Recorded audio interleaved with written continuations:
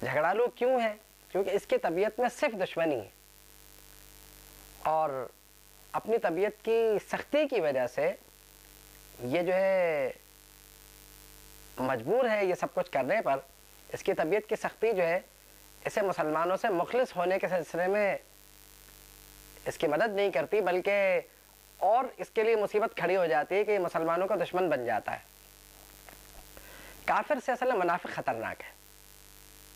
کافر کا مسئلہ تو اتنا ہے کہ وہ کافر ہے تو سامنے ہے، منافق کی مصیبت یہ ہے کہ اسے دو رخی پالیسی چلنی پڑتی ہے، اور دونوں گروہوں کو راضی رکھنا پڑتا ہے کہ میں تمہارے بھی ساتھ ہوں، تمہارے بھی ساتھ ہوں۔ کافر اور مسلمان کی دوستی میں منافق کے لیے فرق یہ ہے کہ مسلمانوں کو اسے بار بار یقین دلانا پڑتا ہے، کافروں کو یقین ہوتا ہے کہ یہ ہمارے ساتھ ہے، اور ساتھ ہے تو ساتھ ہی رہے گا۔ تو قرآن مجید نے فرمایا کہ یہ منافق جو ہے الد الخصام، یہ جو ہے بہت بڑا جھگڑالو ہے۔ اصل میں یہ جو الدن ہے یہ اصل میں لدن سے ہے، جس کے معنی ہے سختی۔ تو اس کی طبیعت میں بڑی سختی ہے، اپنی سختی کی وجہ سے یہ بہت ہی بڑا جھگڑالو ہے۔ اور ظاہر کہ خصام تو ایسا جھگڑا ہے جو دشمنی میں ہی ہوتا ہے تقریباً۔ عام طور پر خصم جو ہے، خصم بہت بڑے جھگڑے کو کہا جاتا ہے یہ۔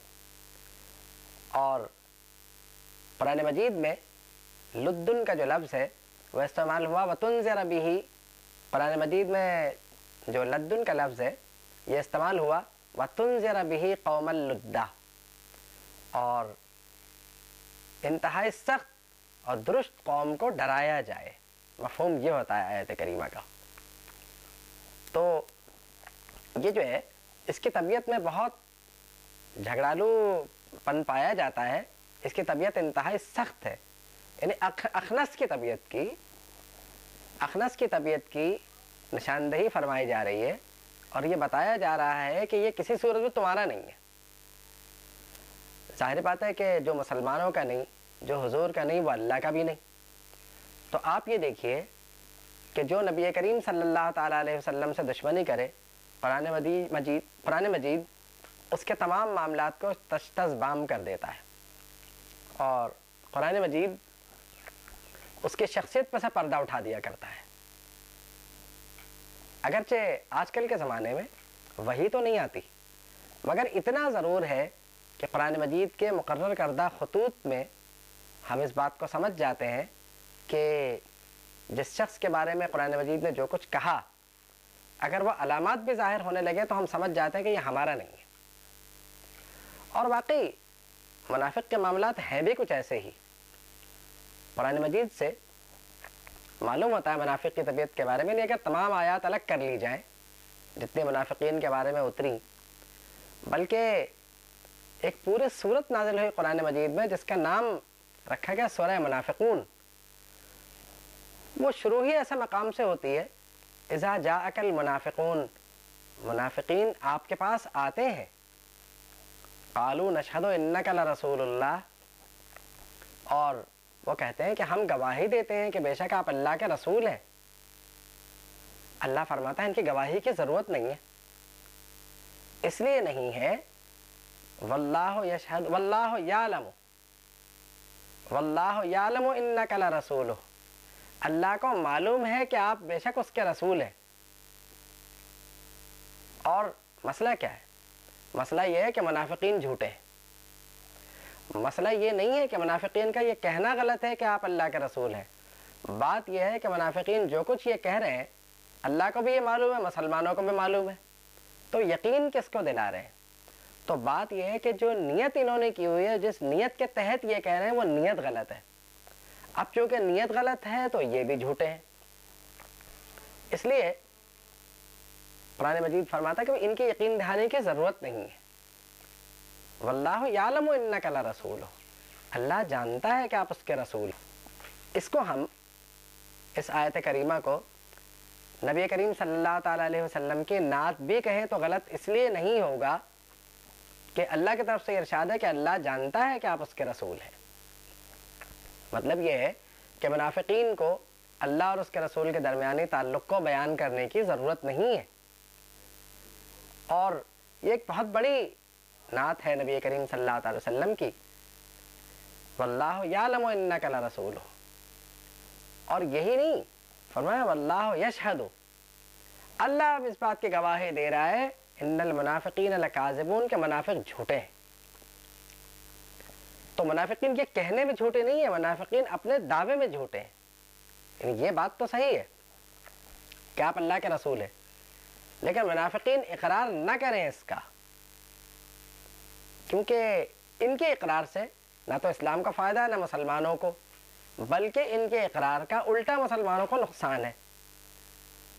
تو ان کو چاہیے کہ یہ اپنا دعویٰ نہ کریں، اللہ کو بھی معلوم ہے، مسلمانوں کو بھی معلوم ہے، اور اب اللہ گواہی دے رہا ہے منافقین کے سلسلے میں۔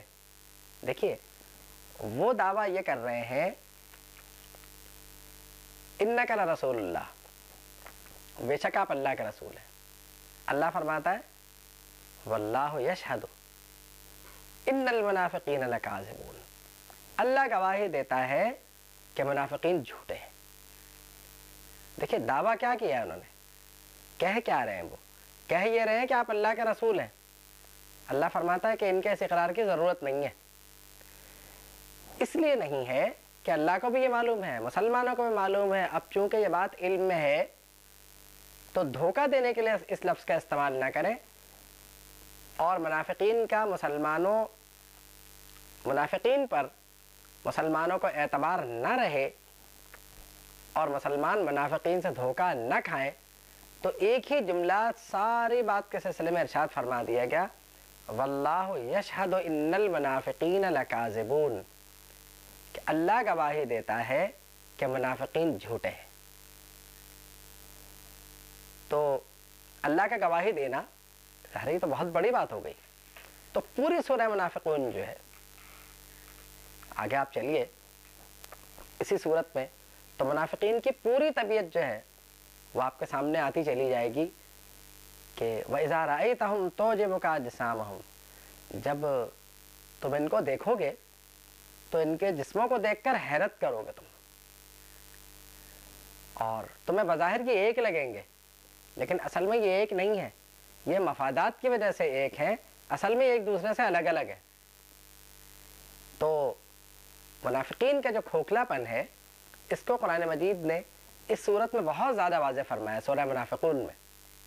تو اگر کوئی چاہے، اور منافقین کے ہر دعوے کو رد فرمایا قرآن مجید نے کہ ان کا جو بھی دعویٰ ہے اس کی ضرورت ہے ہی نہیں، اور رد کرنے کی وجہ یہ ہے، دو وجوہات ہیں۔ ایک یہ کہ مسلمان ان سے دھوکہ نہ کھائے، دوسرے یہ کہ ان کا جو ظاہری اسلام ہے وہ بے ایمانی ہے۔ بات یہ ہے کہ ہمارے دور میں اب صورتحال یہ ہے کہ اگر کوئی منافق مل جائے تو بہرحال اس پر ظاہری حکم کا اطلاق ہوگا، کیونکہ باقی معاملات تو اللہ جانے۔ حضور کے زمانے میں تو ہوتا یہ تھا کہ صورت اتر جاتی تھی، آیت کریمہ اتر جایا کرتی تھی، اور اس کے تحت فیصلے ہو جایا کرتے تھے۔ اب صورت یہ ہے کہ حکم اس کے ظاہر پر لگے گا، اور معاملات کو اسی طرح ڈیل کریں گے کہ اگر وہ کلمہ طیبہ پڑھتا ہے تو معاملات کو ویسے ہی دیکھا جائے گا۔ ورنہ پہلے تو بہت کچھ ہو گیا، اور وہ اس لیے ہو گیا کہ نبی کریم صلی اللہ علیہ وسلم کو دھوکہ دینا مشکل بھی ہے، محال بھی ہے۔